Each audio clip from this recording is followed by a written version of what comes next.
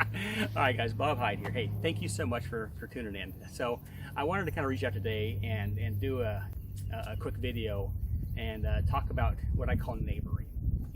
So do me a favor, put a 1 in the comment if during the pandemic or Snowmageddon you actually reached out to a neighbor that you haven't talked to in a long time, or a new neighbor, to check on how they're doing.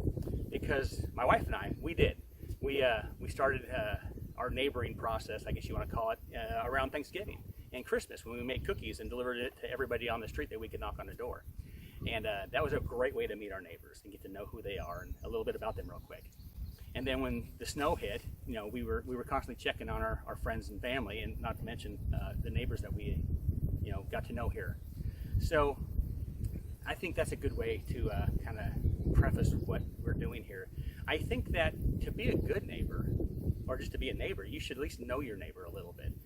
You may have more things in common than you do know, and how would you know that unless you communicate? And I think communication is a beautiful thing when you talk to your neighbors and say, hey, how are you doing? You may not agree on a lot of things, but at least you can be cordial and pleasant. When you see them in the mailbox, you don't have to frown and stomp away. You can say, hey buddy, how's it going? How's your day? And I think by doing those small things, I think it's a good thing that will build relationships, so that you may not say, hey buddy, I'm going out of town for 3 weeks, hey, watch my, here's the keys to my house, watch my cat.